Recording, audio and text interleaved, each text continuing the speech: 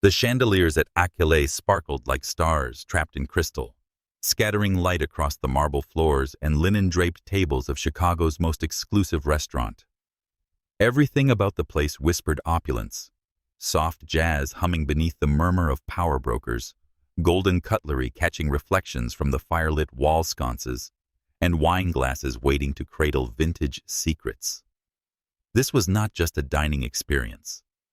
It was a curated illusion of perfection. Louise Howard stepped through the revolving doors like a man born to belong here. At 42, he wasn't just a real estate mogul. He was Chicago's skyline.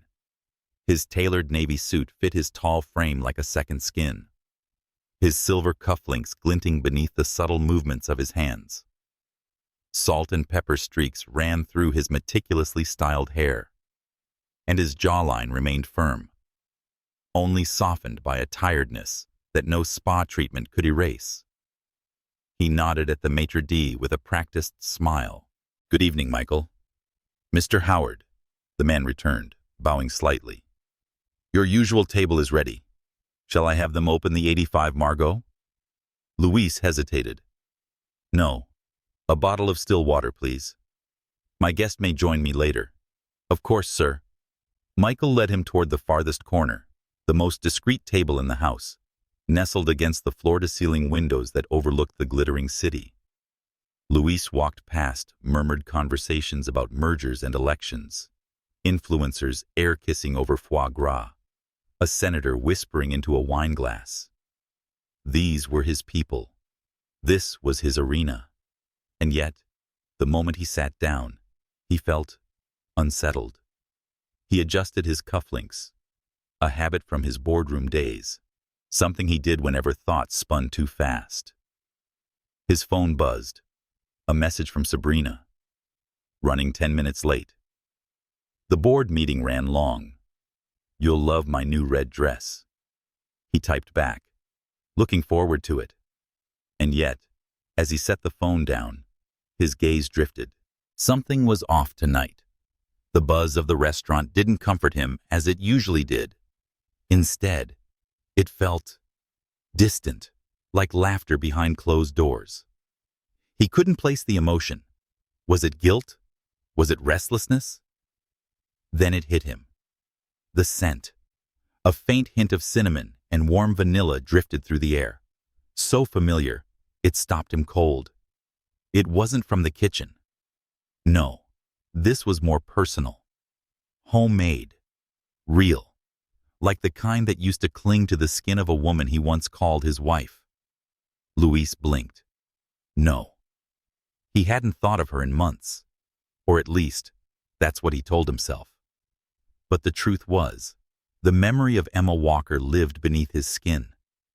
She didn't haunt him like a ghost. She lingered like a song half-remembered, the kind that slipped through the cracks of his mind during quiet moments like this. They had been married for 8 years and loved deeply, fought harder. She'd been brilliant, a creative director with ideas that made Fortune 500 companies chase her with blank checks. But she was also headstrong, unapologetically real, and from a world his own family had never accepted, especially Margot. Louise looked down at the table, catching the reflection of the city lights in the polished silverware. He told himself he'd moved on. That life with Sabrina, elegant, strategic, convenient, was what he needed now. But even as he straightened his posture, something primal tugged at his chest. The sound of a tray being set down nearby. A voice. Polite, warm, low. It couldn't be. He turned his head slightly. Not enough to seem obvious, but just enough to steal a glance. And there she was. Emma. She moved between tables effortlessly, balancing a tray with 3 wine glasses and a bottle of house red. Her uniform clung a little too tightly around her midsection. Once lit with ambition and laughter, her face was more tired now, still beautiful, but older, wiser, worn. Once free in curls, her hair was pulled into a low ponytail. Her eyes, they didn't meet his. Luis froze. She was pregnant. At least 7 months by the look of it. His heartbeat drummed in his ears. His throat went dry. 7 months. He began counting backward. Their divorce was finalized 8 months ago. But they'd still been unraveling assets, still tangled in emotion and paperwork, still, God, together in every way that mattered. Could it be his? His phone buzzed again, this time with a call from Sabrina. He didn't answer. He couldn't. Not now. Emma Walker hadn't seen him, or maybe she had, and chose not to. Her professionalism was flawless. Her tray didn't waver. But Luis saw the way she touched her lower back gently, the fatigue in her steps, the tension in her shoulders. He realized then that he had a choice. He could look away, pretend she didn't exist, pretend the past was dead. Or he could stand up, walk over, face her, face himself. The clock on the wall chimed quietly, and something in Luis shifted. This wasn't just another dinner. This was the beginning of a reckoning, and he couldn't walk away from it this time. If you've made it this far, thank you for stepping into this journey. What do you think Luis should do next? Is it too late for redemption? Or is this the moment fate hands him a second chance? Let us know in the comments. If you felt something stir while reading, don't forget to like and follow the channel. There's so much more of this story to come. And trust me, you won't want to miss what's next. Emma Walker moved through the restaurant like a shadow stitched into elegance. Quiet, steady, unseen, unless one truly looked. Her black uniform had been altered twice to accommodate her growing belly, yet tonight it clung tighter than usual. The fabric stretched slightly over her abdomen, the buttons of her blouse tugging as she balanced a tray lined with wine glasses, a flickering tea light, and 2 servings of duck confit. The ache in her lower back pulsed steadily, a quiet rhythm that matched the tempo of her steps. She shifted her weight subtly as she walked, graceful, poised, but with a heaviness only pregnancy could bring. Her smile was faint but rehearsed, the kind that eased tips from affluent strangers without revealing anything real. From her peripheral vision, she saw him. She knew the shape of his shoulders before her eyes confirmed it. The way he tilted his head slightly while reading a text, the faint curl at the corner of his mouth, that slight tap of his index finger against the side of his water glass when he was thinking. Luis Howard. He was here. Of all the nights, of all the restaurants in Chicago, of all the damn tables. Emma's breath caught for a second, but her smile didn't falter. She delivered the tray to table 12, murmured thanks, and turned away without looking in his direction. Her fingers tightened briefly around the empty tray, then relaxed again. She had promised herself long ago that she would be a fortress if she ever saw him again. No trembling, no confrontation, no vulnerability. But that was before she was pregnant, before hormones made her emotions a battleground, before exhaustion carved itself into her bones, before a single glance from the man who'd once kissed her collarbone and whispered about forever could unravel her completely. She retreated to the service station, pretending to polish glasses. From the corner of her eye, she saw him staring. Not in the dismissive way rich men sometimes looked at staff, but with something more dangerous: recognition, regret. Luis hadn't changed much. Still tall, still striking in that effortless, old-money way. The tailored navy suit, the expensive leather shoes. But there was something new too, something restless in his eyes, as if the life he'd built since her absence wasn't enough, as if success had turned hollow. She had known this might happen. A part of her had braced for it every time she walked into Aquale's glittering dining room. but the reality was so much more complex than she imagined. He didn't know about the baby. At least, she didn't think he did. Her voicemails had gone unanswered. Her emails are marked as read but never replied to. His assistant, Sarah, had deflected every call with robotic politeness. It was as if the minute the ink dried on their divorce papers, Emma had become a ghost. And yet, here she was, 7 months along, ankle swollen, back throbbing, serving plates to men in suits who earned in a week what she'd made in a year. The Emma of a year ago wouldn't have recognized this version of herself. But the Emma of today didn't regret it. She ran a hand gently over her belly. The baby shifted, a flutter against her skin like wings. She whispered under her breath, "It's okay, little one. We're doing just fine." She meant it mostly, except for the part of her heart that cracked open just a little, seeing Luis again. The part that remembered his laughter when they danced barefoot in their old brownstone's kitchen. The way he used to hold her at 3 a.m. when she had nightmares. The time he showed up at her office with orchids after a pitch meeting went wrong. But she also remembered the fights, the long nights waiting for him to come home from galas, the way his mother looked through her as if she were invisible, the way Luis didn't correct Margot when she said Emma was too ordinary for the legacy, the way he walked out. "You're holding me back," he'd said.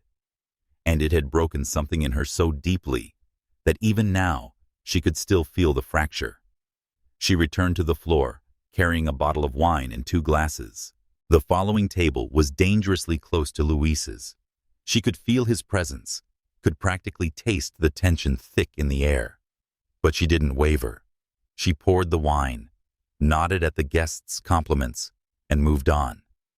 But as she turned, her eyes locked with his. It was only a second, maybe 2. But it was enough. The clink of glassware, the murmurs of laughter, the jazz notes from the pianist, all of it faded. The world narrowed to 2 people separated by 10 feet and a sea of unspoken words. Luis looked like he'd seen a ghost. Emma felt like one. He stood, half rising from his seat. His mouth opened slightly, as if he might say something. But she turned away first. Not rudely, just purposefully. She couldn't do this. Not here.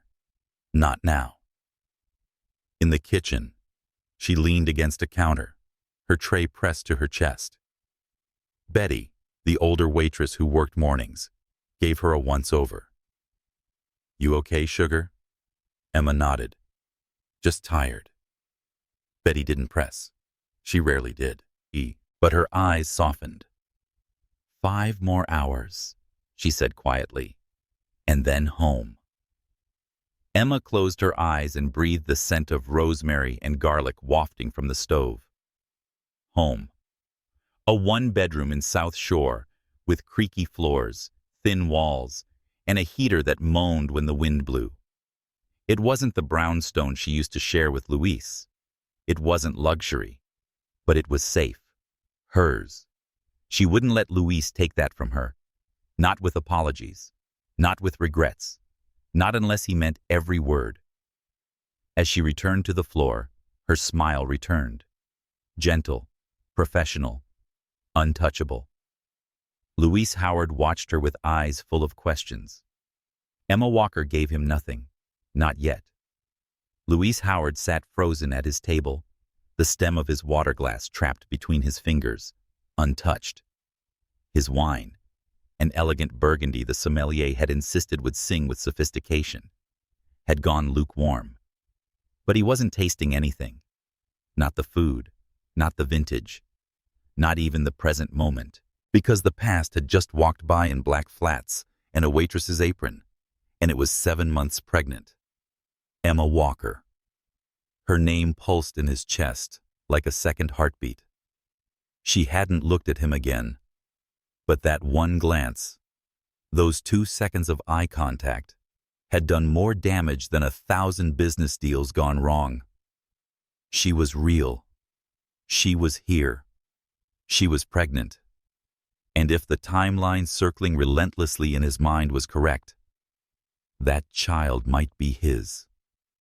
Luis leaned back in his seat, pressing his thumb to the space between his brows. A headache was building there, a tight knot of shame and disbelief. He hadn't seen Emma since the divorce was finalized. There'd been no calls, no run-ins, no updates. He'd kept it that way on purpose, or rather, allowed it to be that way out of cowardice, letting silence grow roots where love used to be. His assistant, Sarah, had filtered every message and every phone call that bore Emma's name. He remembered instructing as if it were a simple administrative matter. I don't want to hear from her. Not for a while, not forever, but long enough to unfeel. Or so he'd thought. He pulled out his phone now, scrolling back through old emails as discreetly as possible. A pang of nausea stirred as he saw the unread subject lines he'd buried months ago. Luis, I need a moment. Please read this. It matters. Important. He opened the last one, and there it was. Her words, plain and direct. I know you don't want to hear from me, but I'm pregnant. It's yours. You should know. Dated 7 months ago, just after their final court appearance, just after he'd shut the door behind her, convinced that he needed clean lines and no loose ends. And he'd missed it. He had been pitching a high-rise project to a conglomerate of oil investors in New York that day. He remembered Sabrina in a scarlet power suit by his side, sipping champagne as they toasted a new chapter. He remembered the applause in the penthouse boardroom, but he didn't remember the email notification that could have changed everything. A sick laugh caught in his throat. He had built towers while she had built a life inside her, alone. Luis's gaze returned to the dining room, scanning for her. He saw her across the room, her back to him, her braid falling over one shoulder as she scribbled something on a ticket. She looked smaller than he remembered, or maybe she just looked tired. And she never tired easily. Emma had been a force. She used to burst through rooms like light, her opinions sharp, her vision unflinching. She had fought for their love the way she fought for her creative campaigns, with heart, fire, and no apologies. The first time he saw her, she had been on stage at a tech conference, giving a bold presentation about narrative branding. He'd been captivated, not just by her ideas, but by her presence. She hadn't worn anything extravagant, a simple blazer, a red scarf, and flats. But she owned the space in a way that made him forget everything. He'd introduced himself afterward with a weak compliment about her slides. She'd rolled her eyes and said, "Try harder, Howard." And he had. He'd tried hard for months. Dinners, flowers, conversations that stretched till dawn. He remembered dancing with her in their kitchen, Miles Davis playing low, a bottle of cheap wine on the counter.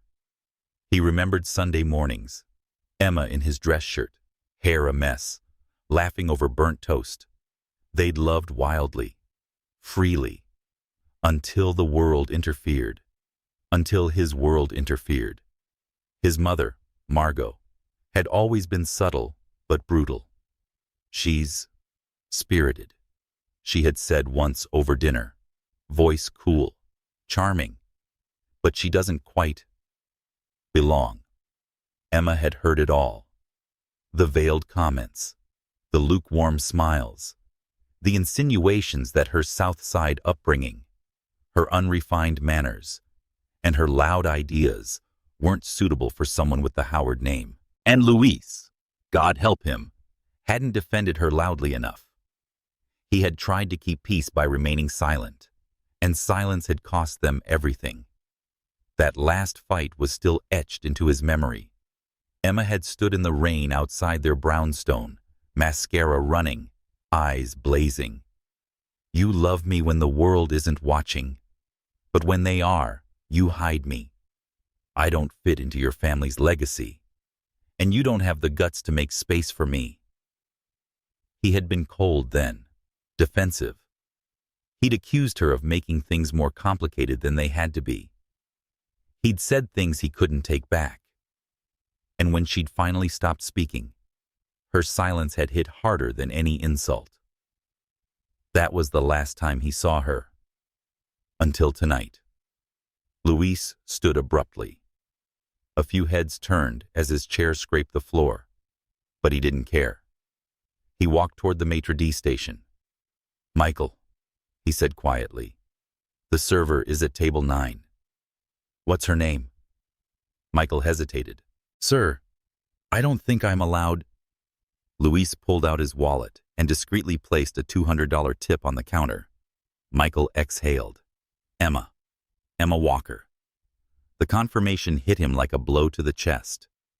"I need to speak to her," Luis said. "She's on shift until midnight. Breaks in 3 hours. Luis nodded. "I'll wait." Michael's brows lifted. "That's unusual." Luis managed a hollow smile. "It's necessary." He returned to his table and sat, suddenly hyper-aware of their distance, of everything that had changed, and all the things that hadn't. His empire suddenly felt like glass, and Emma was the only thing real in the room. She didn't glance his way again. But for the first time in a long time, Luis Howard understood the weight of silence. Not the silence that shields a man's pride, but the silence speaks of abandonment. And that silence now had a name: Emma, and a child. The restaurant ticked on like a delicate clockwork machine. Glasses clinking, servers gliding, laughter polished and hollow. Luis Howard sat still at his corner table, as if frozen inside the opulence he once found comfort in. The space around him was all gold accents and muted violins, yet it felt sterile now. Decorative, lifeless. 3 hours. That's how long he'd wait. Not for a deal, not for a summit, but for Emma Walker's break. Time had never stretched this long before. He glanced at his watch. 22 minutes in.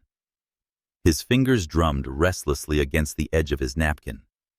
Across the room, Emma moved with the grace of someone who had learned to wear weariness like silk. She didn't limp or falter, but Luis noticed the subtle shift in her weight, the way she pressed her palm briefly to the small of her back before approaching another table. Pregnancy had not dulled her. If anything, it had cast her in a new kind of light. Resilient, defiant, beautifully human. Beautifully, and it undid him. He tried to picture what her life had been like these past 7 months. What it must have felt like to carry a child while scraping together rent in a city that made no space for fragility. Had she gone to prenatal appointments alone? Sat in waiting rooms flipping through outdated magazines, heart clenched in the father's absence? Had she cried? Had she hated him? He deserved both. The server, someone younger, fresh-faced, appeared at his side to refill his water. Luis waved him off gently. "I'm fine." The truth was, he wasn't. The realization lived like ice in his chest. He had built towers while she had grown life. He had mingled at galas while she had lost her job, stability, and footing. He remembered Emma's voicemail now. Only the beginning. He hadn't let it play past the first line. "Luis, please don't hang up. I just..." Delete. It felt unforgivable now. A simple thumb swipe had erased a woman's desperate attempt to be heard. His fault, all of it. All of... Across the room, she stood by the bar with a notepad, reciting a cocktail order to the bartender. Her face was unreadable, eyes focused, professional. But her hand hovered protectively over her belly, instinctive and tender. The gesture did something to him. He wasn't ready. Not for this. Not for fatherhood. But readiness didn't matter anymore. Responsibility had found him anyway. When the sommelier approached, offering another pour, Luis declined with a soft, "No, thank you," and pulled out his phone instead. He scrolled through old photos on instinct, habitual self-punishment. There she was, Emma, laughing with her mouth wide open, head tilted back, in the sunlight of their old backyard. A birthday picnic. She'd worn a mustard yellow dress and had burned the cornbread, and they'd eaten it anyway. Luis remembered kissing the butter off her thumb. The next photo is of Emma asleep on the couch, a book splayed across her chest, and their dog curled beside her. She looked peaceful, younger, hopeful. He swallowed the ache forming in his throat. The images were reminders of a life he'd walked away from, convinced he could buy a better one.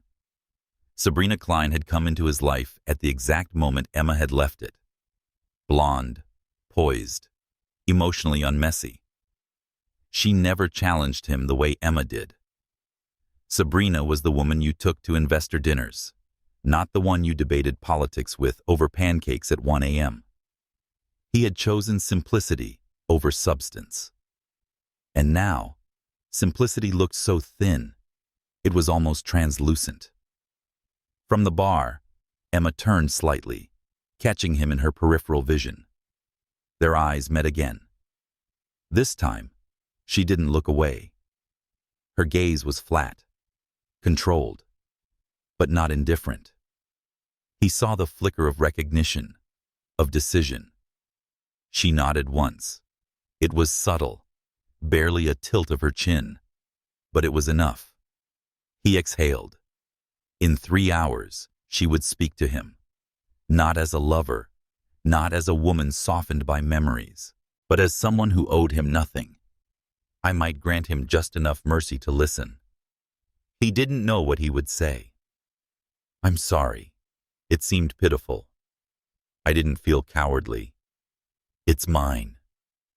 Sounded like a demand he had no right to make, but he would try. He looked around the room. The faces of the elite blurred together, flickering in candlelight like reflections in still water. This had been his sanctuary. But now, he was just another man caught in the ruins of his own making. He thought of Emma again.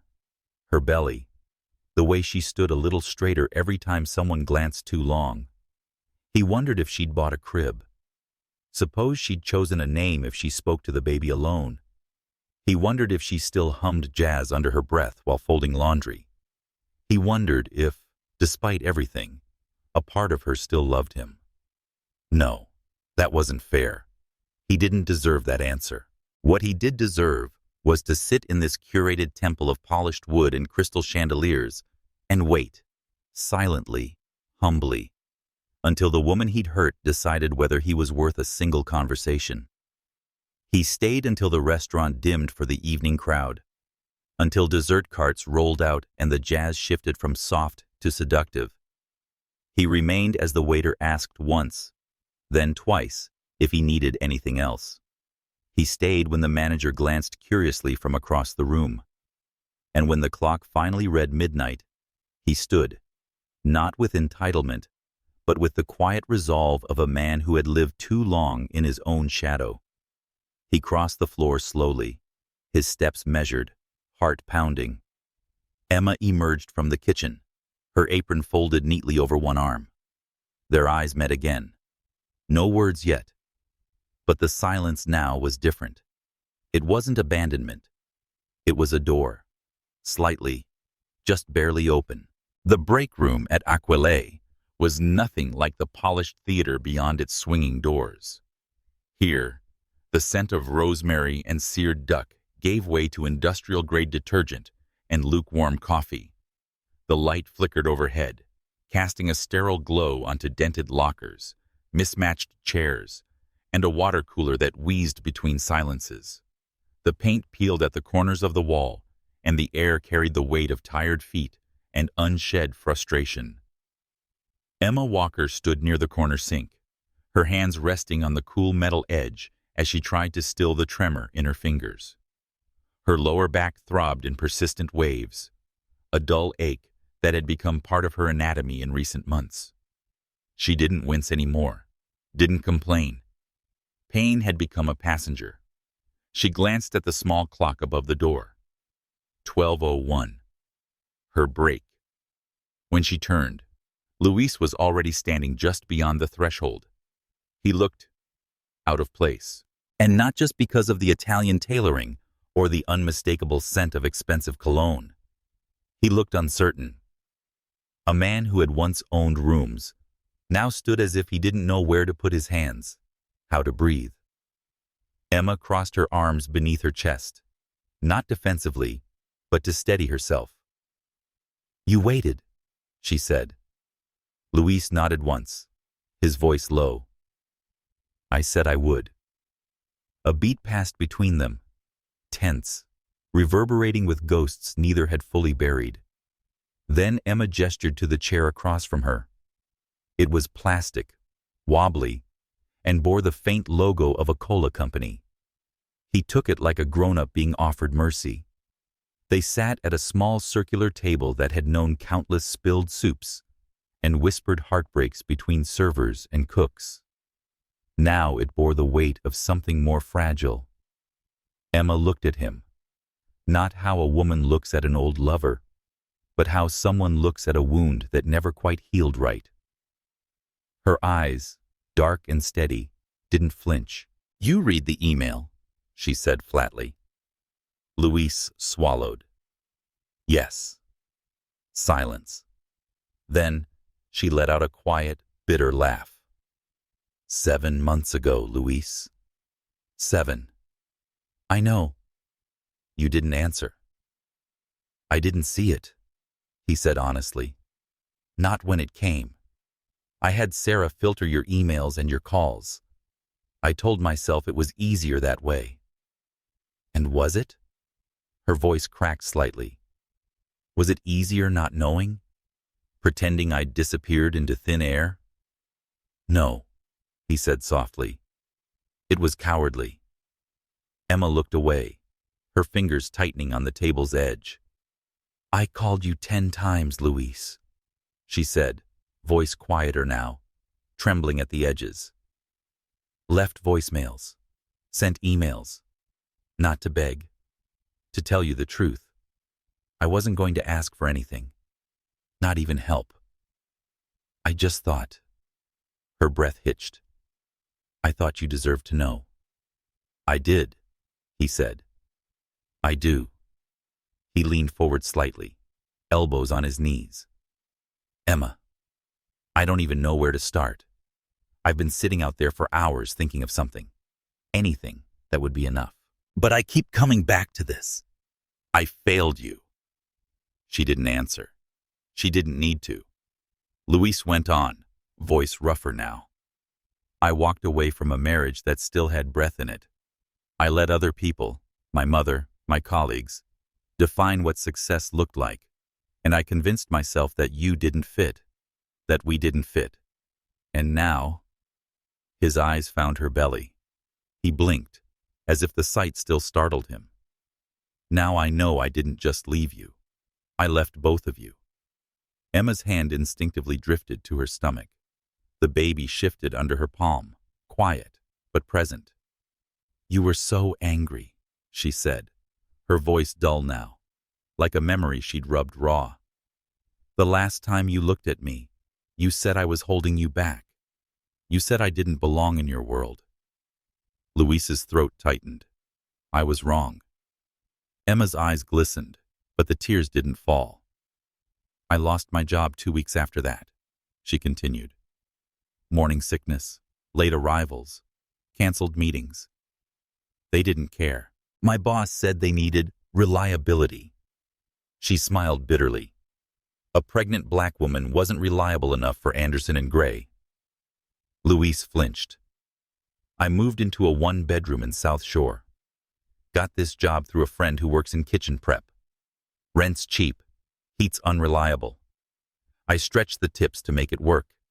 And every time I see someone like you in this restaurant, draped in privilege, sipping $800 wine, I wonder how I ever thought I could fit in that world."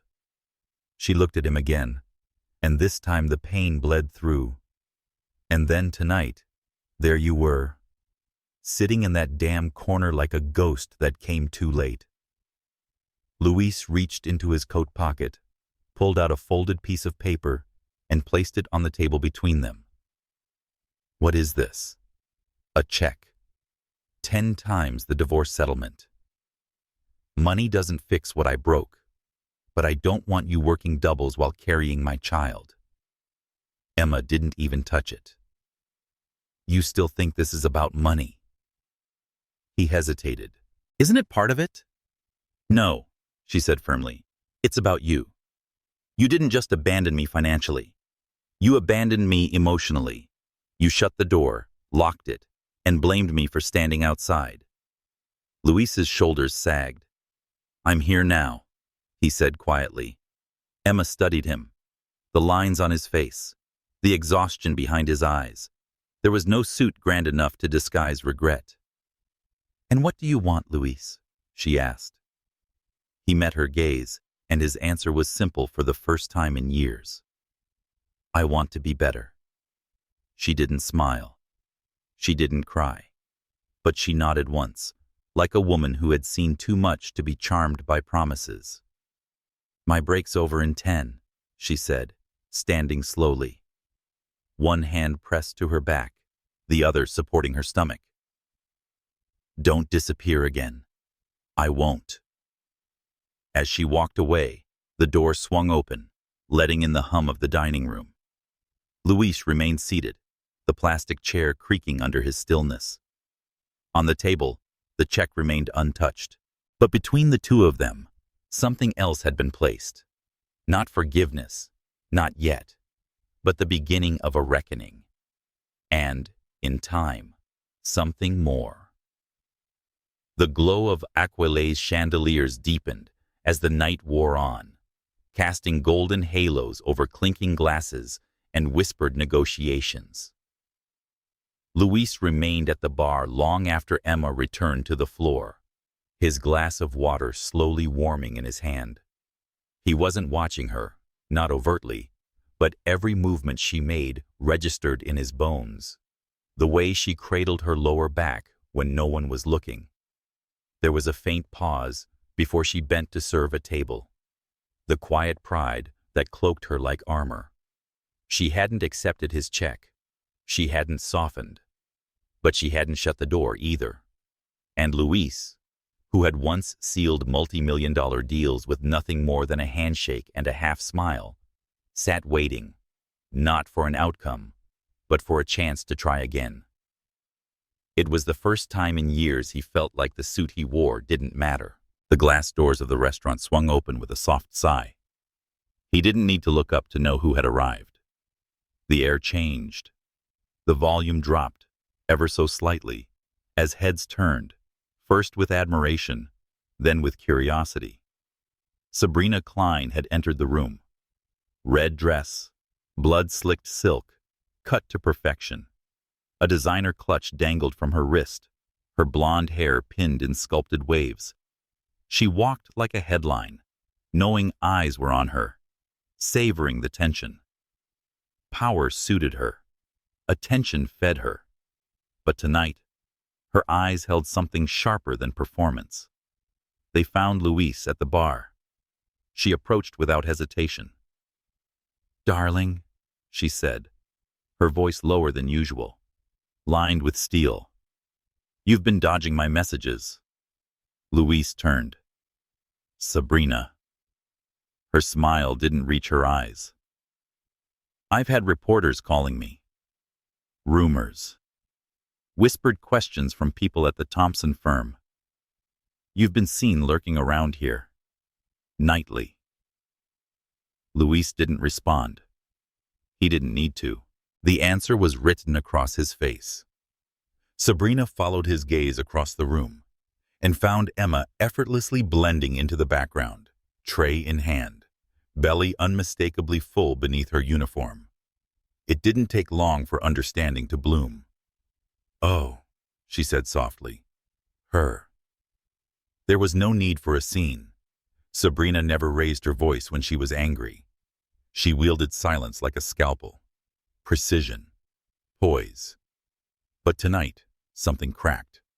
She stepped past Luis, cutting through the dining room with practiced elegance, and went to the hostess stand, where Emma was quietly checking the seating chart. "Excuse me," Sabrina said, voice taut. "You, Emma Walker?" Emma blinked, startled. "Yes? We need to talk. I'm working." Sabrina leaned in, lowering her voice just enough to keep it private, and yet sharp enough to slice through the polished quiet of the restaurant. "Then consider this business," she said. "You've made quite the spectacle of yourself, haven't you? Showing up pregnant, playing the part of the tragic ex, and letting rumors swirl." Emma stared at her, expression unreadable. "Is there something you want? I want you to stop. Whatever this is." Sabrina's smile was brittle. "You've had your chapter, and you're not the ending." Emma blinked slowly. "Ma'am, if you don't have a reservation, I'll ask you to step aside." "Oh, come on," Sabrina snapped, her voice rising half an octave. "Name your price." Emma's spine straightened. "Excuse me?" Sabrina pulled out a slim silver checkbook, one she kept tucked inside her designer clutch for moments like this. She scribbled the number with flair, tore the paper clean, and slid it across the hostess podium like a secret weapon. $1 million, she said. "Please take it. Move. Disappear. Give the baby up if it's his. Or don't. Just stay out of sight." The silence that followed was glacial. Emma didn't reach for the check. She didn't flinch. She looked up, and in her eyes, there was something primal. Not fury, not even offense, just strength. The kind that comes from surviving when no one thought you would. "I'm not for sale," she said quietly, "and neither is my child." Sabrina's expression fractured, only slightly. "You think you'll belong in his world just because you're carrying his mistake?" Emma leaned in, calm and lethal. "I belonged to him long before you learned to pronounce his last name." "Security!" Sabrina called over her shoulder, laughing bitterly. "Where are the standards in this place?" But she never got the chance to escalate, because Luis had already crossed the room. He didn't raise his voice. He didn't snatch the check. He stepped between the two women deliberately, silencing everyone nearby. "Sabrina," he said, "what are you doing?" She turned on him, eyes wild. "Fixing it and fixing you. This," she gestured to Emma's belly, "this will ruin you." Luis shook his head slowly. "No, you would." Her lip curled. "You're throwing everything away. The board, Thompson, everything we built." Luis met her eyes and said, "We built nothing." Sabrina stepped back, stunned. Emma, meanwhile, stood motionless behind the podium, one hand curled over her belly, her breath shallow. And then, just barely, she wavered. Luis caught her by the elbow as her knees threatened to buckle. Her face had gone pale. A sheen of sweat clung to her hairline. "I'm fine," she whispered. "It's just stress. The baby's moving too much." "No," Luis said, wrapping an arm around her. "You need to sit." He looked over his shoulder. "Someone call an ambulance." "I said I'm fine." "You're not." Sabrina stood off to the side, the red of her dress somehow louder now, too bright, too garish under the restaurant's crystal light. Luis turned to her one last time. "We're done." Security arrived, uncertain. Sabrina opened her mouth to argue, but Luis didn't give her the space. "Escort her out." "Please." The two guards flanked her, leading her toward the exit as her heels clacked furiously against the marble floor. The check fluttered to the ground, ignored. Luis helped Emma into a chair, kneeling beside her as her breathing quickened. "I'm here," he said gently. I've got you. Her eyes fluttered closed for a moment. Her fingers clenched his. A siren wailed in the distance. And in that moment, amid judgmental stares, spilled champagne, and the broken remnants of old pride, Luis understood what love looked like when everything else was stripped away. It wasn't expensive. It wasn't impressive. It was steady. And finally, real. Rain had begun to mist against the windows of Akele by the time the ambulance pulled up, its flashing red lights slicing through the polished darkness like an uninvited truth. Time seemed to move differently now, inside the once glamorous dining rooms. Slower, heavier, intimate in its unraveling. Luis held Emma's hand as paramedics knelt beside her. She sat stiffly in the velvet-lined dining chair near the hostess stand, her breath shallow, one hand splayed protectively over her belly. Her face was pale, lips dry, but she said nothing, only nodded quietly as the paramedic adjusted the blood pressure cuff around her arm. Luis watched everything, every flicker of the monitor, every glance exchanged between the medics, with a stillness that belied his panic. A helplessness clawed at his chest. Not the kind he was used to, the professional kind, the deal may fall through kind, but something much more primal. He had walked through fire for real estate deals, faced lawsuits, corporate takeovers, and economic slumps. But nothing had prepared him for the trembling weight of a woman he once loved, bearing a child that might be his, sitting quietly on the edge of collapse, and still refusing to cry. "We're taking her to Mercy General," one of the paramedics, Carla, by the patch on her uniform, said, her voice calm but brisk. "High blood pressure. She's stable for now, but we must closely monitor fetal movement." Emma exhaled through her nose. "It's just stress. I've had worse shifts." "No more shifts tonight," Carla said with a half smile, already helping Emma up. "You need to rest. And a little less drama." Luis hovered, hands awkwardly half extended, not knowing whether to touch, lift, or step back. "Can I ride with her?" he asked, voice low. Emma looked at him then, not with gratitude, not even resentment, but with something more complicated. Weariness, perhaps, or memory. She didn't answer, but she didn't stop him when he followed her into the back of the ambulance. Inside the vehicle, every sound was amplified. The beep of machines, the low murmur of Carla's radioing the hospital, the squeak of the stretcher's wheels as Emma shifted slightly to one side. Luis sat across from her, gripping the metal bar above the window, bracing himself with every jolt. He kept his eyes on her, not because he didn't trust the paramedics, but because he didn't trust himself to look away. She leaned her head against the padded wall, her eyes half closed. "Emma," he said softly, Is the baby okay?" Her gaze slid toward him, quiet, level.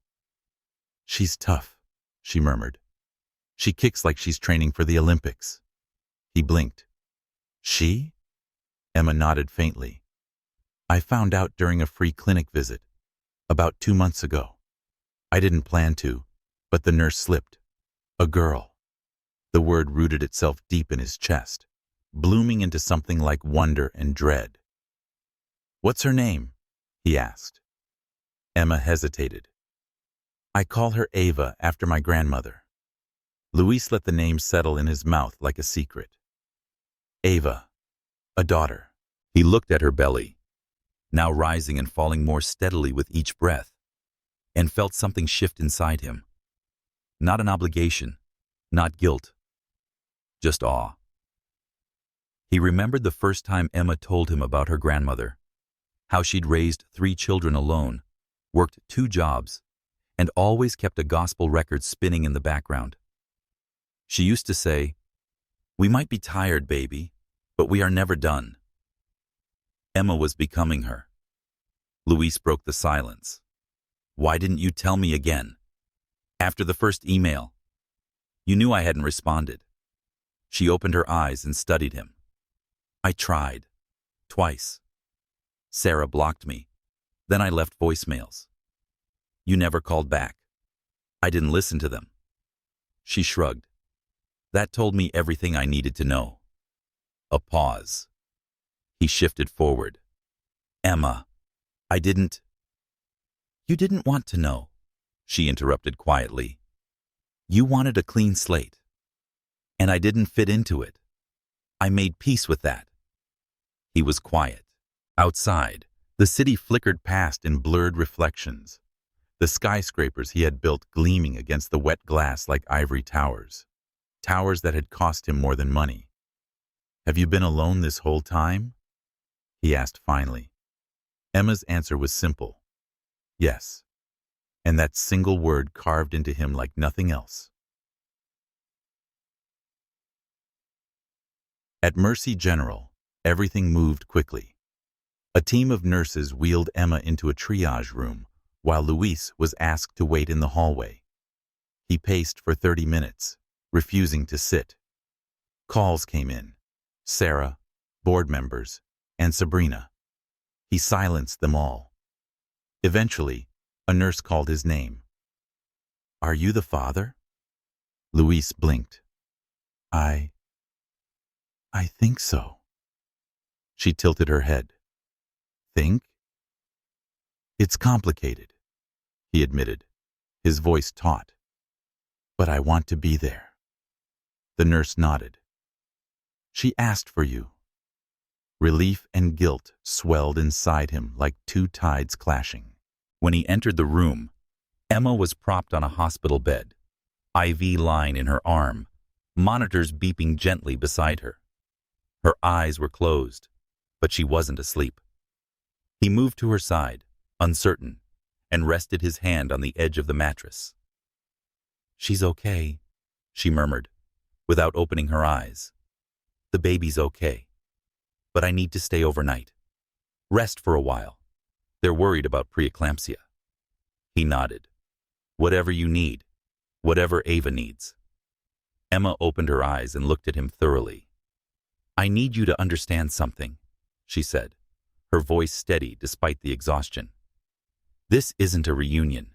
This isn't some fairy tale ending just because you showed up with guilt in your pockets. Luis didn't flinch. I know. I don't want money. I don't want pity. I don't even want a version of you pretending to change just because it's convenient. I don't want to pretend. Then don't, she said. Be real. Be here. Not just tonight. Not just when it feels like redemption. I don't need a hero. I need consistency. Her words hit him with quiet force. I can do that, he said after a moment. I don't know how, but I will. She studied him like a woman measuring the worth of a bridge that might still collapse. Then she closed her eyes again. We'll see. The monitors beeped steadily beside them, and for once, Luis let silence be enough. The sterile scent of antiseptic still lingered in the air, despite the soft morning light beginning to filter through the hospital window. Mercy General at dawn was a different place than the night before, quieter, less urgent, wrapped in a hush that settled between heartbeats and healing. Emma lay in the hospital bed, her head turned slightly to the right, watching the muted blue of the sky lighten beyond the glass. Her IV line remained connected, her hand resting gently on her belly. The beeping of the fetal monitor was slow and steady now, a reassuring rhythm, like waves against a familiar shore. Luis sat curled in the corner chair, one leg folded awkwardly beneath him, his jacket serving as a makeshift blanket. He hadn't slept. Not really. At some point during the night, he drifted into a light doze, head tipped back against the wall, but any shift in Emma's breathing stirred him. His phone lay untouched on the windowsill, buzzing periodically with notifications he had no interest in reading. It was a strange kind of intimacy, that didn't rely on touch or words, but simply presence. No apologies, no explanations, just silence in a room with more than its share of unfinished sentences. Emma shifted slightly, wincing at a dull cramp. Luis stood instantly, brushing the sleep from his eyes. "You okay?" he asked, stepping closer. She nodded, then added quietly, "They said the baby's heartbeat is strong. That's a good sign." He exhaled slowly, the tension in his shoulders releasing just a fraction. "Good," he said. She looked up at him then. "You stayed." It wasn't a question. Luis met her gaze. "I told you I would." Emma studied him in the morning light. He looked older than he had a year ago, less polished, more worn at the edges. There were faint lines around his mouth now, a crease in his brow that hadn't been there before. But his eyes held something she hadn't seen in a long time. Something quieter than remorse. Something deeper than guilt. "I didn't expect you to," she admitted. "I know." A nurse entered briefly to check the monitors, adjusting a few settings with soft, efficient movements. Neither of them spoke while she was there. When she left, the door closed with a whisper. Emma's voice was softer now. "It's strange." "What is?" "This. You. Here." She paused. "Part of me thought I'd never see you again. That when you walked away that day, that was it." Luis ran a hand through his hair. "It should have been if life were fair. If I were fair." She tilted her head slightly. "But you're here." "I'm here," he echoed. Then, after a moment, I realized I was wrong about everything. Emma didn't look at him. She traced a slow, absent-minded circle on the blanket covering her legs. "She said I used to dream about this," her tone almost detached. "When I first found out I was pregnant, if you knew whether you'd be angry, I imagined what you might say, scared, or both, whether you'd come running or run farther away." Luis leaned against the foot of the bed, watching her quietly. "I wasn't scared of the pregnancy," she continued. "I was scared of doing it alone, of the silence, of not having someone to hold my hand when I heard her heartbeat for the first time." She smiled faintly, eyes glistening. "But I did it. Alone." "I know," he said, his voice gravel soft. "And I hate that you had to." Emma looked at him then, really looked. "You can't undo it, Luis. I'm not trying to." She raised an eyebrow. "I mean it," he said. "I can't erase the way I left. I can't rewrite the nights you sat by yourself, wondering what would happen next. I won't pretend like words can fix that." "Then what are you doing here?" His answer came without hesitation. "Trying to earn the right to be part of what's ahead." A silence stretched between them, tense but not hostile. Emma turned her head to the window again, blinking against the light. "You know," she said, "when I first met you, you were so arrogant I almost walked out of that pitch meeting." Luis chuckled. "You told me my tie was trying too hard." It was. He stepped a little closer to the bed, emboldened by the softness in her voice. "You scared me," he said, "because you weren't impressed, and everyone always was." Emma smiled, but it was tinged with something sad. "You used to say I grounded you." "You did. You still do." She turned back to him, her expression neutral again. "So what happens now?" He didn't have a perfect answer. "I don't know," he admitted, "but I'd like to start by being here. However, you'll let me. Not for show. Not for redemption. Just here." Emma's fingers tightened slightly on the blanket. "I don't need a father for Ava, who shows up when it's easy. I'll show up when it's hard. And when it's boring. He smiled. Even then. And when she's screaming at 2 a.m. because her pacifier rolled under the crib, I'll be the one on the floor looking for it. A moment passed. Emma didn't smile, but she didn't turn away either. The nurse re-entered, clipboard in hand. "Time for vitals," she chirped. Louise stepped back, giving space, and watched Emma interact calmly, answering questions, adjusting her arm. He marveled at her. How easily she'd adapted, how little she needed, and how much she gave. When the nurse left again, Emma closed her eyes. "Try to get some sleep," Louise said softly. He moved back to the chair, sat again, and rested his elbows on his knees. He watched her in the silence for a long time, her breathing evening out. He didn't reach for his phone, didn't draft any emails, didn't call the office. He just sat in that small hospital room, scented faintly with lavender hand soap and new beginnings, and allowed the moment to hold him still. For the first time in years, Louise Howard wasn't running towards something to win it, or away from something to escape it. He was exactly where he needed to be.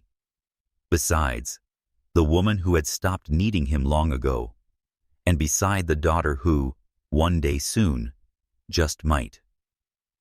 3 days after Emma's hospital admission, the storm came, not in the form of thunder or wind, but as an unannounced visit from Louise's past, dressed in tailored navy wool and pearls.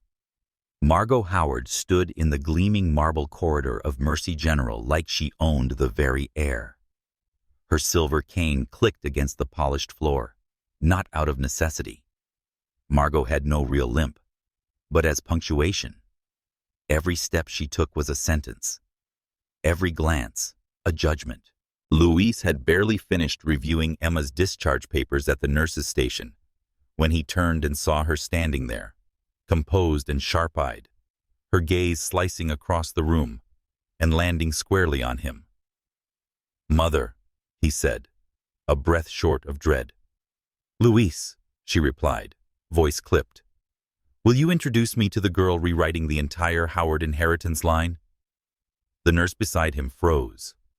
Louise gave her a tight smile and stepped forward, meeting his mother halfway in the hallway. He lowered his voice. "Now's not the time." Margot arched one perfectly penciled brow. "When would be, darling? After she's had the baby and filed for custody and a monthly stipend." Louise's jaw tensed. "Please don't speak about her like that." "Like what? Like a woman who worked as a waitress until 3 nights ago and is now suddenly very comfortable with being cared for by you? Don't be naive, Louise. Her name is Emma, and she didn't ask for anything." Margot's tone dropped an octave, silk over steel.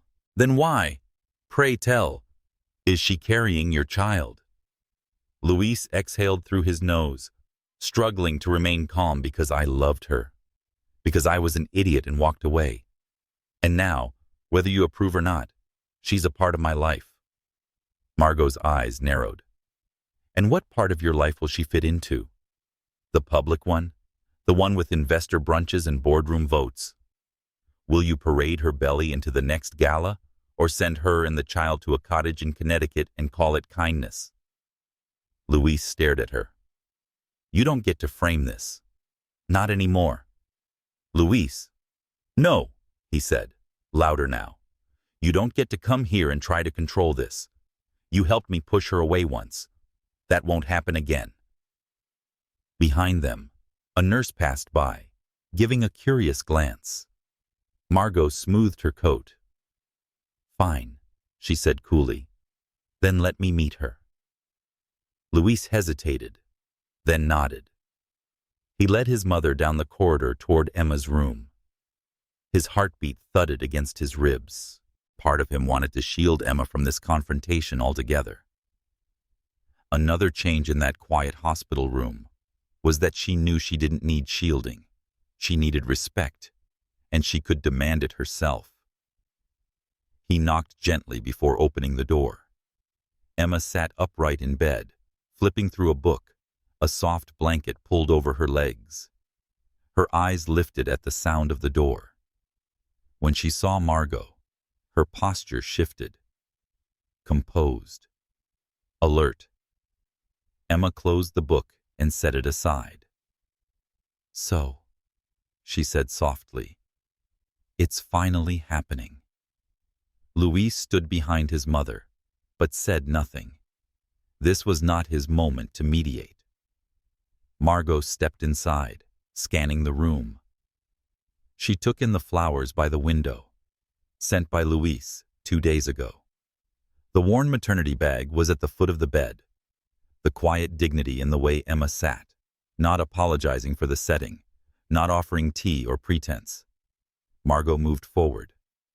"I'm Margot Howard," she said. "I know," Emma replied. They held eye contact. Neither blinked. "I understand you're carrying my grandchild," Margot said, voice crisp. "I am," Emma said. "You're first, if I'm not mistaken." Margot's lips twitched at the corners. "That depends on who's counting." A beat of silence. "Luis tells me you and he had a complicated ending," Margot continued, glancing toward her son, who leaned against the doorframe, tense and quiet. Emma's expression didn't change. "We had an honest beginning, a messy middle, and a brutal end. So yes, you could say that." Margot gave a tight nod. "And now?" Emma said, her hand gently resting on her stomach. "We're figuring out what comes next." Margot stepped closer, folding her hands over her cane. "I'll be honest with you, Miss Walker. I don't care for theatrics. I don't care for scandal. And I certainly don't care for emotional blackmail disguised as destiny." Emma tilted her head slightly. "Then you'll be pleased to know I'm not interested in playing any role in your son's redemption arc. I'm here because I have a baby to carry, a life to build, and far too much self-respect to beg for a place at any table." Margot blinked. "And I didn't tell him I was pregnant," Emma added, voice steady. "He found out because fate, God maybe, wanted it that way. Not me. I was done waiting for the Howards to recognize me as worthy." Louis stepped forward now. "Mother, if you came here to intimidate her—" "I came to understand," Margot said, cutting him off. She turned to Emma again. "And I do. More than I expected to." Emma's brow lifted. "You remind me of myself," Margot said quietly, "before I married into this name. Before I learned how many rooms I'd have to walk into with my back straight and my heart armored." She looked toward Luis. "Don't mistake that for a compliment. It's a warning." Emma folded her hands over her belly. "I don't intend to marry your son." Margot gave the faintest smile. "Then you're smarter than I was." And with that, she turned, cane tapping against the tile again. At the door, she paused. "Luis, yes? If you're going to do this, do it right, fully, no half-lives." Then she was gone. The room fell into silence. Emma exhaled slowly. "Well." Luis walked to the edge of the bed, letting the moment settle between them. "She's a hurricane in heels," he said. Emma let out a soft laugh. "She's not the problem. She's just the echo." He looked at her, curious. "Echo of what?" "Of everything you used to think mattered." Luis nodded slowly. "And what matters now?" Emma looked down at her belly. Then, finally, she looked up at him. "You tell me." The autumn sun poured gold over the rooftops of Chicago, casting long shadows across the skyline like echoes of choices past. The wind had a crisp bite, not quite winter yet, but sharp enough to remind the city that change was coming. Luis stood on the rooftop terrace of his penthouse, the same place that had once felt like the apex of his success. With its panoramic views and Italian stone tiles, It was designed to impress. But today, it felt hollow, wide, quiet in all the wrong ways. He could see the lake in the distance, silver and brooding. And below, a city humming with life, cabs honking, people moving, moments unfolding without him. Behind him, a faint chime of the elevator bell echoed as the rooftop door slid open. He didn't need to turn to know who had arrived. Emma stepped out slowly, wrapped in a soft beige coat he'd sent her after the hospital stay. Her figure had changed, fuller, slower, more grounded, but there was still that unmistakable poise in how she moved. A quiet resilience that neither time nor heartbreak had erased.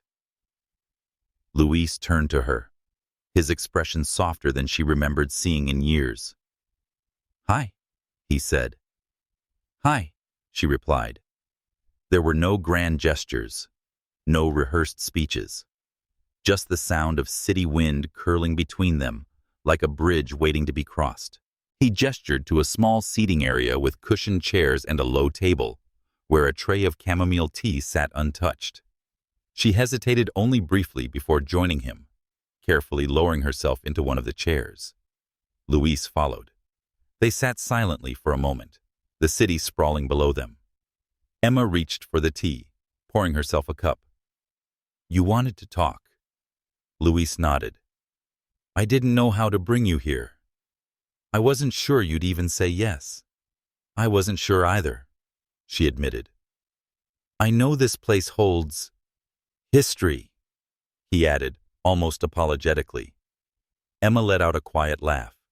That's one word for it. She glanced around the terrace. It looked the same.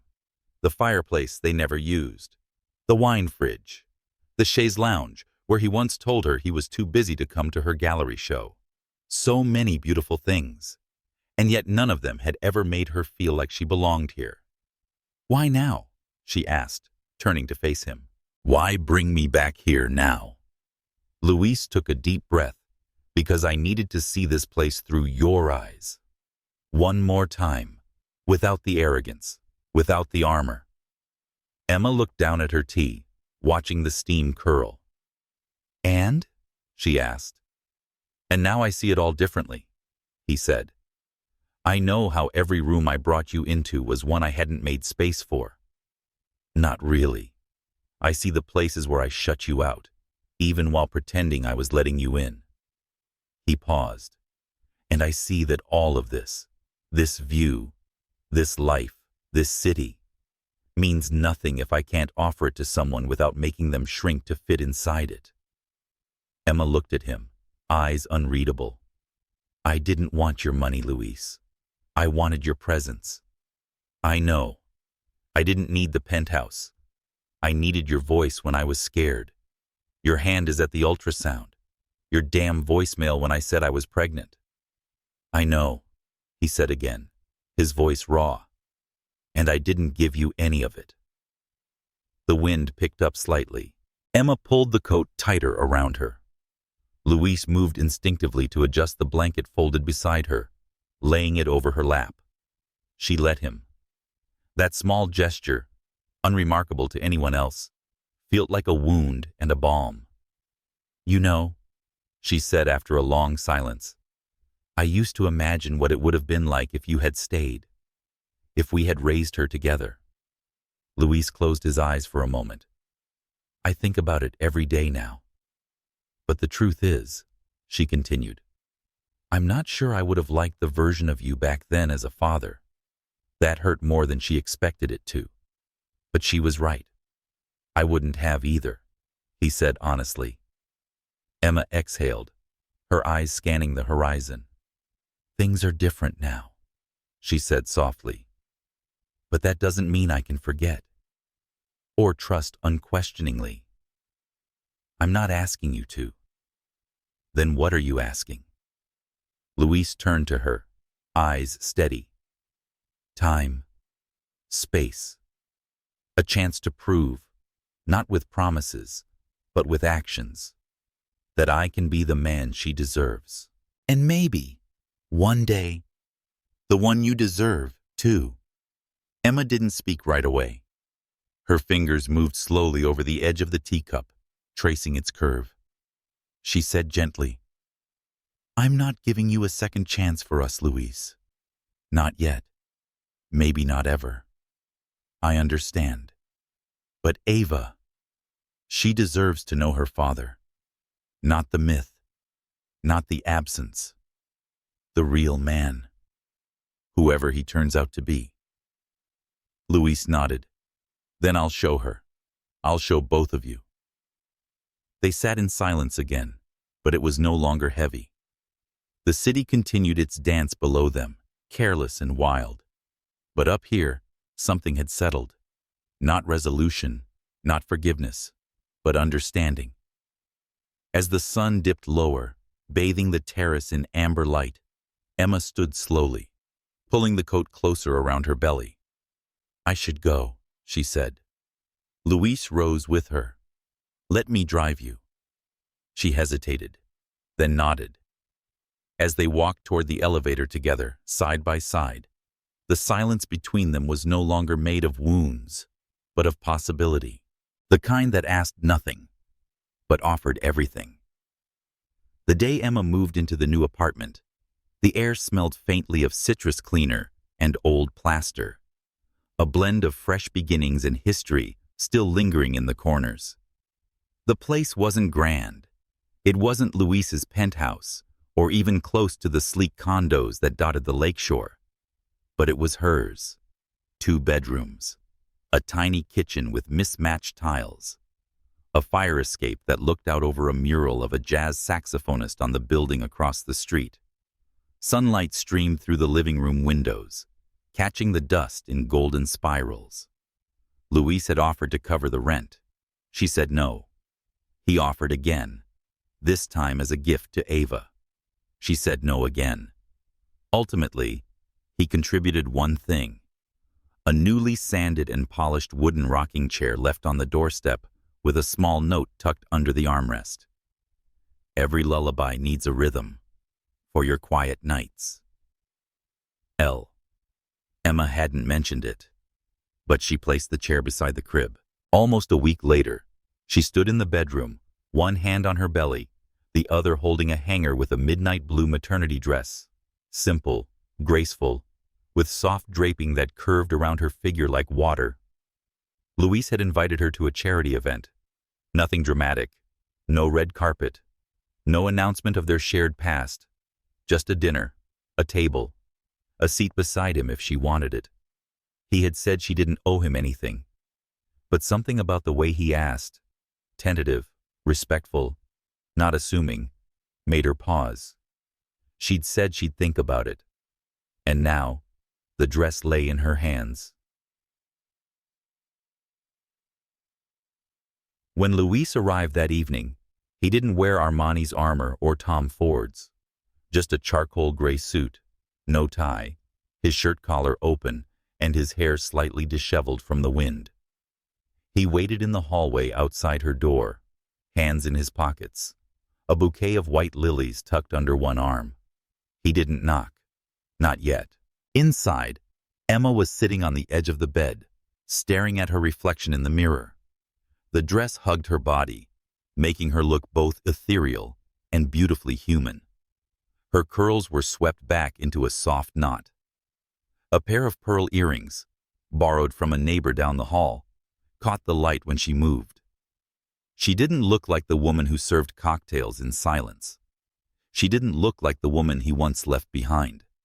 She looked like a woman who knew exactly what she wanted, and wasn't afraid to walk away if it wasn't given in full. The knock finally came. She opened the door slowly. Louis stood there, and for a second, his breath caught. "You look..." He stopped, shaking his head with a quiet smile. "No, there's not a word for it." Emma looked at the bouquet.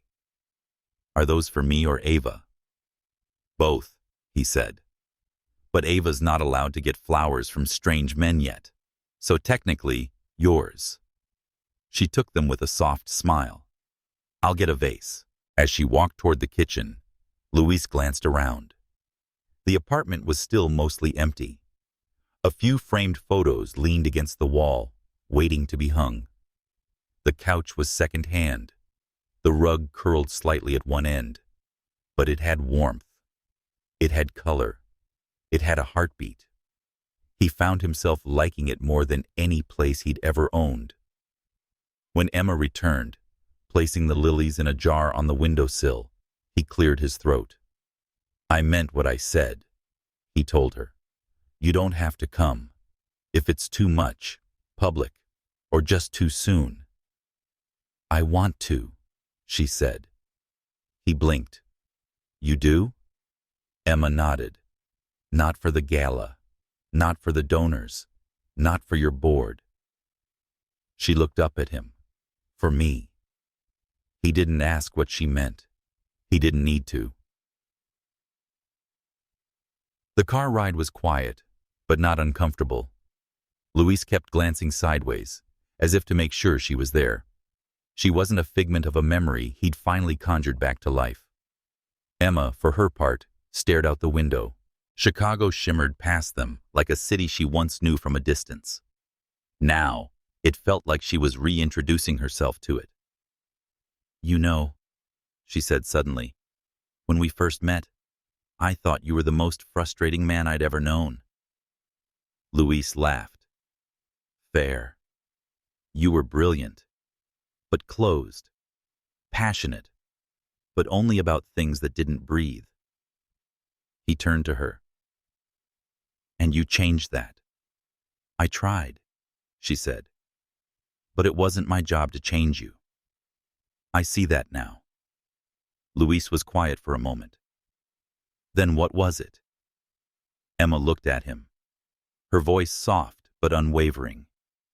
"To love you, and to know when to stop." He looked away. At the entrance to the gala, a valet opened the door. Flashing bulbs dotted the background, though the event wasn't a media circus, just high society in tailored dresses and curated smiles. Louise stepped out first, then circled to help Emma. She accepted his hand. Inside, murmurs swelled and then quieted. People noticed. They always did. But Louise didn't offer explanations. He didn't pull Emma close or show affection. He guided her to their table, where her name had been printed on the card beside his. Not guest, not +1. Emma Walker. Full name. No title. No labels. Just presence. As the evening unfolded, she watched him. He wasn't the man who used to dominate rooms with ease and entitlement. He listened more now. He asked questions instead of assuming answers. He laughed, genuinely. And when someone asked about her, he didn't hesitate. "She's the mother of my child," he said once, during a lull between speeches. "And one of the strongest women I've ever known." Emma didn't react outwardly, but inside, something shifted. After dinner, they stood by the edge of the dance floor. A slow jazz tune began to drift through the speakers. Couples swayed, soft and elegant. Louise extended his hand. She hesitated, then placed hers in his. They didn't speak as they moved, gently, cautiously, her hand resting on his shoulder, his hand at her waist, mindful of her changing center of gravity. He didn't lead. He matched her steps. And when the song ended, neither of them moved away. It was not a reconciliation. It was not a promise. It was a moment. And for now, that was enough. It was nearly midnight when they returned. Not to the penthouse, not even to Emma's apartment, but to a quiet corner of the city where time seemed to slow. The traffic was sparse, and the buildings leaned in close, as if listening to the stories whispered between bricks and pavement.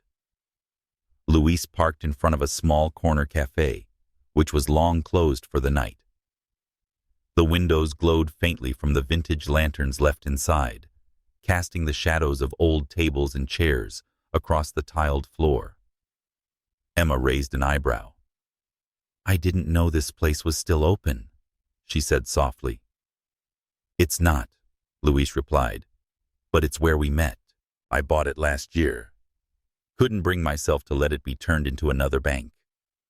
Emma looked at him for a long moment, the wind teasing loose strands of her hair. Why didn't you tell me? He shrugged. I was waiting to find the right reason. And tonight is the right reason? Luis turned off the engine. No, you're the reason. She didn't respond. She opened the car door and entered the cool night. Luis followed.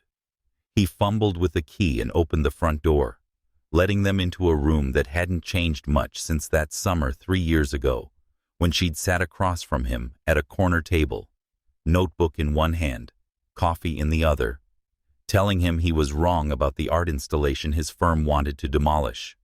It smelled of roasted beans and thyme. 2 sugar packets were still left on the counter, framed in nostalgia. Emma strolled to the table by the window, running her fingers over the surface as though it might speak back. This place, she said softly, this is where I stopped seeing you as untouchable.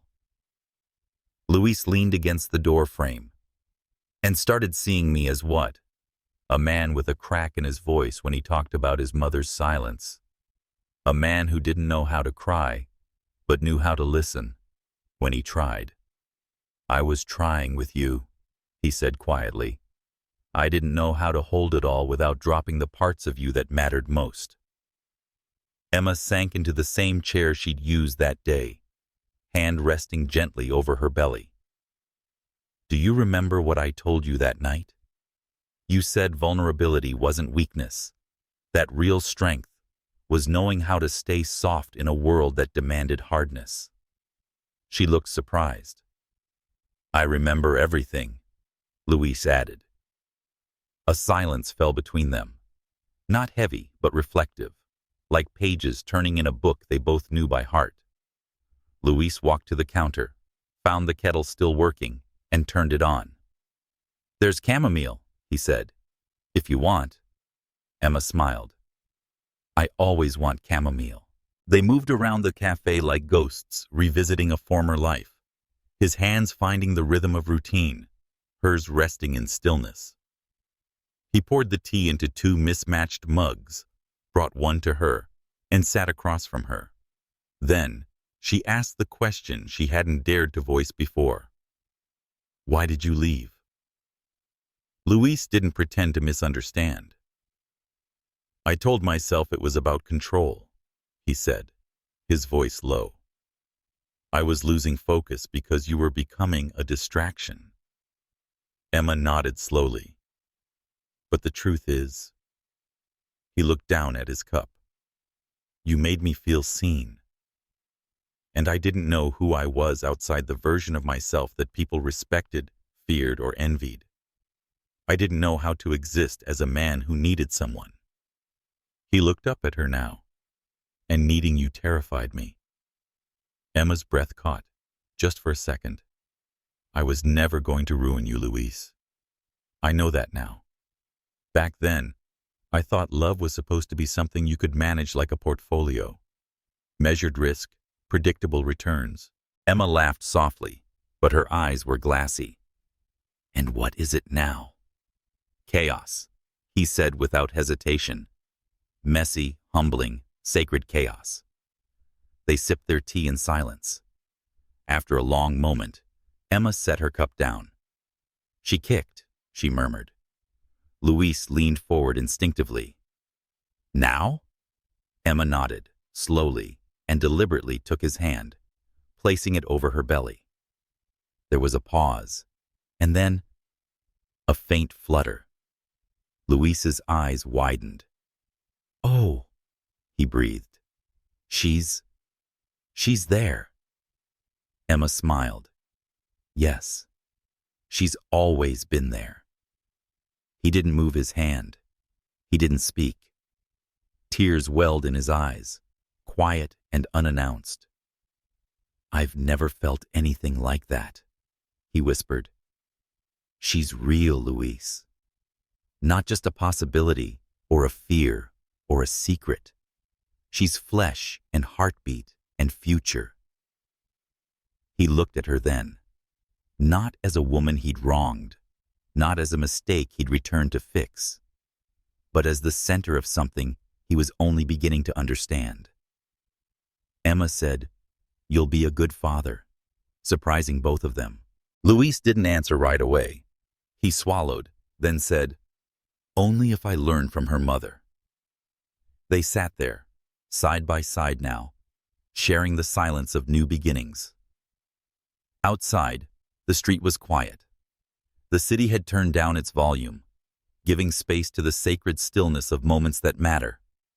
And inside that little cafe where everything began, two people who had lost each other once sat beside a future they were still learning to hold. Not with perfection, but with care. The rain came without warning. Thick, unapologetic sheets that blurred the windows and made the world outside disappear into a watercolor haze. Emma stood in her living room, cradling a warm mug between her hands, watching the city dissolve in shades of gray and silver. There was something comforting about it, this quiet violence of the sky, the way it washed everything clean, even the thoughts she hadn't been ready to face. Behind her, Ava's nursery door stood slightly ajar, revealing the soft hum of a white noise machine and the faint glow of a lamp shaped like a moon. The crib was still empty, but every detail inside whispered of arrival. Tiny onesies folded in drawers, a lullaby playlist on a phone dock, a half-finished mobile of stars above the changing table. Luis had painted the walls a soft, dusky blue the week before, not because he wanted to, because she let him. He hadn't said much while he did it, just played Sam Cooke on the speaker and glanced at her occasionally, like he was waiting to be told he was doing it wrong. But he hadn't. And when the job was done, he'd stood in the center of the room, arms splattered with paint, and said, "It finally feels like she has a place." Emma hadn't responded then, but now, staring at the rain, she thought maybe it wasn't just Ava's place he was building. Maybe it was his, too. A knock sounded at the door, sharp, familiar. She opened it to find Luis standing there, damp at the edges, holding a bag from the bakery down the street. "You walked in this?" she asked, surprised.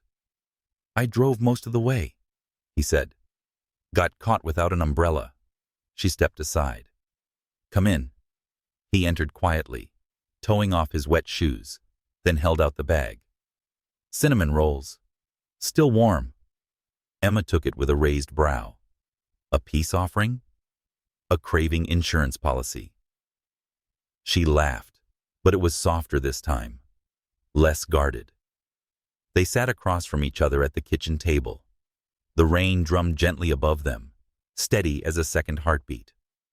She opened the bag, and the smell filled the room, sweet and familiar, like Sunday mornings from a life that never quite got to exist. "Did you sleep?" he asked, watching her eyes. "A little," she said. "She's been turning more at night." "Restless already," he said with a smile. "Take after you." Emma gave him a look. "I wasn't the one who walked out of a deal at the Mandarin just because the lighting was off." Luis chuckled, holding up his hands. "Okay, fair. She might be cursed with both of us." There was something easy in their exchange now. It's not quite an old comfort, but something parallel. A new rhythm, unsteady but real. Emma tore a corner of the roll, chewing slowly. "My sister called this morning." Luis straightened slightly. "Monica?" She nodded. "She's coming next week. Wants to meet you." Luis paused, then said, "Should I be nervous?" Emma looked up at him. "She once threw a shoe at my high school boyfriend for making me cry." He blinked. "So yes, she's protective," Emma said, but her voice softened. "But fair." "I can handle fair," he murmured. They lapsed into silence again, but this time it wasn't awkward. It was spacious. "I think about your father sometimes," Emma said suddenly. Louise looked up. You do? She nodded. The way you used to talk about him. All steel and ambition. Like he never really left the boardroom. Louise stared at his hands. He didn't know how to come home. Not really. Emma's voice was quieter now. Do you? The question hung in the air like steam off the tea between them. Louise looked at her, eyes steady. I'm trying to. But I think home isn't a place. It's a person. Or two. Her breath hitched just slightly. You and Ava, he added, his voice gentler now. You're the only place I want to return to, even when I don't know how. Emma didn't answer right away. She reached for the mug, warming her fingers. My grandmother used to say, she began slowly, a man who wants to stay will learn the language of your silences. Louise tilted his head. And? She looked at him. You're learning, but you're not fluent yet. He smiled sadly, but not without hope. I'll study harder. A flicker of lightning lit up the windows. The rain pressed harder, but inside, the space between them softened. Emma stood suddenly and walked into the nursery. Louise hesitated, then followed. She didn't say anything. I leaned against the crib rail, my eyes on the empty mattress. Louise stood beside her. I thought I'd be alone in this room, she whispered. You're not. She turned to him. Her face was unreadable, strong, luminous, etched with everything she'd endured and everything she'd carried. You can't just be here, Louise, she said quietly. You have to stay here even when it's uncomfortable. Even when I'm angry. Even when it's 3 a.m. and I'm exhausted and crying. She won't sleep. He nodded. Even when I push you away, she added. I'll wait at the door, he said. She searched his eyes, and for the first time, he didn't try to fill the silence with promises. He just stood there, still and steady. She reached out, took his hand, and again placed it over her belly. A kick, stronger this time, deliberate. Louise blinked back something he didn't say. She knows, Emma said, voice low. Louise looked at her. The nursery, the storm-softened night. And for the first time, he realized that real love doesn't always arrive in fireworks. Sometimes, it slips in like rain, uninvited, undeniable, and utterly, irrevocably needed. The apartment was cloaked in the stillness that only came in the early hours before dawn. It was that peculiar silence where the world paused between what was and what would be. Even the city outside seemed to hold its breath. Emma lay curled on the couch, a thin blanket draped over her legs, one hand resting protectively over her belly. Her eyes fluttered open to the dim blue light seeping through the blinds. The apartment, for once, felt too quiet. She shifted gently, wincing at the familiar weight in her lower back. Ava had been unusually quiet tonight. Not alarming, just still, as if she even sensed something was coming. In the corner of the room, Louise sat in the rocking chair he had once left on her doorstep. He wasn't asleep, just watching, hands clasped loosely in his lap, suit jacket discarded on the arm of the chair, shirt sleeves rolled up to the elbows. I didn't mean to wake you, he said softly. Emma blinked slowly. You didn't. I could make tea, he offered, or warm the water bottle for your back. She studied him in the half-light, his hair slightly disheveled, his jaw shadowed with stubble, his eyes heavy with something more profound than fatigue. He looked different here, not smaller, but softer, realer. You're not going to work anymore? She asked, voice barely above a whisper. He hesitated. I stepped down from the board. Emma sat up slightly, eyes widening. You what? Louise shrugged as if it were a small thing. though its weight hung in the room like a turning tide. "I realize something," he said. "I've spent years building a life that looked perfect from the outside, but it was always missing the only thing that gave it meaning." She stared at him. "I'm not leaving the company," he clarified. "Just stepping back, letting go of control. And what will you do instead?" Luis leaned back, letting the chair creak gently. "Learn how to be present. Learn how to be a father. Learn to be a man who doesn't have to win to feel worthy." Emma looked away, her fingers running over the seam of the blanket. "Is that possible for you?" she asked quietly.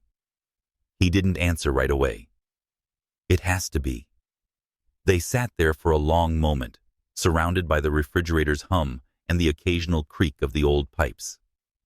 "I was terrified," she admitted finally, "the day I found out I was pregnant." Luis didn't speak. He just listened.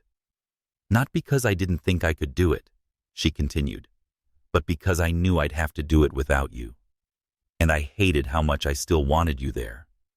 Luis lowered his head. She whispered that I didn't trust myself to love you without losing myself. But now, maybe, love shouldn't ask us to disappear. He looked up, eyes meeting hers. "Then let's not disappear," she exhaled shakily. "It's not that easy. I know." Emma shifted her legs, stretching them across the couch. Luis stood and gently sat beside her, careful not to crowd her. They sat side by side, barely touching, the air thick with every word unspoken and every emotion that refused to be named. "I used to think the worst part was you leaving," she said, "but really, believing that I wasn't enough to make you stay." His breath caught. "I was scared," he confessed, "to loving you too much, of needing you more than I was taught was acceptable. If I gave you everything, I'd lose the version of myself I'd worked so hard to build." Emma looked at him, the corner of her mouth trembling. "But you lost me instead." He nodded, pain flickering behind his eyes. "And I deserved to." A long silence followed. Then, "But you came back," she said, more to herself than to him. "I did." "And now you want to stay?" "More than I want anything." Emma turned to face him fully, the space between them charged but fragile. "Do you know what staying means?" she asked, her voice low and trembling.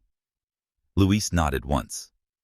"It means the long nights, the tantrums, the doubts, the days when you resent me, the days when I disappoint you.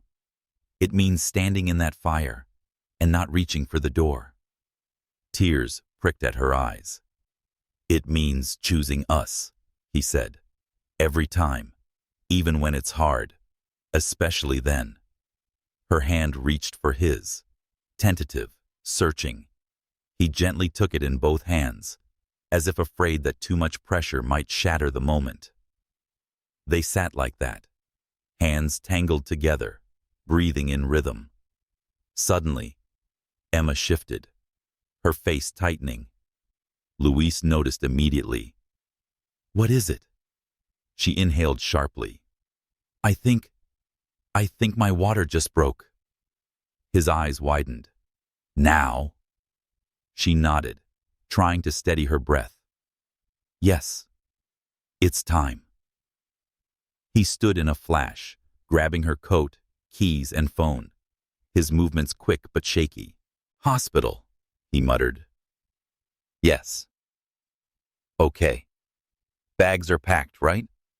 Where's the—" "Luis," she said, reaching for his arm. He stopped. She looked at him, grounding him with one steady gaze. "Breathe." He exhaled, letting her calm wash over him like warm water. Then she smiled, small, pained, but luminous. "We're about to meet her." Luis's chest rose and fell, and in that moment, the world felt unbearably big, terrifying, and astonishingly full. He took her hand, and together, they walked into the beginning of everything. The morning Ava was born, the world outside was cloaked in soft, pearly fog, as if the sky held its breath for her arrival. Inside the private hospital room, the atmosphere was both still and electric. Emma lay on the crisp white sheets, her hair damp with sweat, her breathing labored but steady. Her hand gripped Luis's as though anchoring herself to something real, and he, usually so composed, so put together, looked undone most humanly. Eyes wide, jaw clenched, shirt wrinkled, heart entirely in her hands. And then came the sound. A wail, piercing, beautiful, alive. Ava Howard entered the world with a cry that cracked open something sacred in them. Emma sobbed, not from pain, not from fear, but from a relief so profound, it felt like exhaling after years of holding her breath. Luis couldn't speak. He watched the nurse place their daughter in Emma's arms, and the moment her tiny fingers curled around Emma's thumb, he swore time stopped. Then Ava turned her face slightly, blinking against the light, and Luis reached out, touched the crown of her head, his hand trembling. "She's perfect," he whispered. Emma looked at him, eyes shimmering. "She's ours." They held each other, and between them, a child who carried their DNA and their history. Every scar, silence, and broken apology now made whole. Chapter 2. The following weeks unfolded like pages in a quiet novel. No dramatic twists, just slow, sacred moments stitched together with sleepless nights and soft lullabies. Luis learned how to change a diaper with military precision. Emma learned that holding her daughter on her chest while staring at the city lights was all the peace she needed some nights. They fought sometimes, over nothing and everything. But now, love wasn't about absence or longing. It was about showing up, about being the person who stayed through the storm, who held the other when the tears came without warning, who whispered, "I've got you," even when they had nothing left to give. Margot visited once and sat silently in the nursery for nearly an hour. She held Ava with surprising gentleness, then stood, looked at Emma and said, "She has your strength. Be proud." Emma didn't respond with words, just nodded, holding her daughter tighter. Luis watched his mother leave that day and knew something had shifted. No approval had been asked for. None had been granted, but respect had begun to take root. One evening, as golden light spilled across their small apartment and Ava slept soundly in her crib, Emma stood at the window, gazing out over the neighborhood. Luis approached from behind, wrapping his arms around her waist, resting his chin on her shoulder. "She'll grow up here?" he asked softly. "For now," Emma replied, "until we decide together." He kissed her temple. Together. They stayed like that for a while, the quiet hum of life surrounding them. Then Luis asked, "Do you think she'll know how much she was wanted?" Emma smiled. "We'll remind her every day." He looked at her then, not as someone he'd once lost, but as the woman who had taught him how to return. "I never thanked you," he said, "for holding on, even when I didn't deserve it." "You don't thank someone for breathing," she replied. "You breathe better next to them." Outside, the sky dimmed into a watercolor wash of indigo and rose. In the corner, Ava stirred, letting out a soft sigh before settling again. And at that moment, there was no wealth, legacy, boardroom, or silence between them. There was just this, a family forged in fire, softened by time, made whole by choice. Not perfect, but present. Not a fairy tale, but home. Thank you for walking through this story with us. If Luis and Emma's journey moved you, Ava's first breath made you pause. If you saw a piece of yourself in the silence, in the longing, in the forgiveness, then stay. Like. Comment. Subscribe to the channel for more stories that remind us. Love doesn't always arrive when it's convenient, but it always arrives when we're ready to receive it. Until the next chapter. With heart, the storyteller.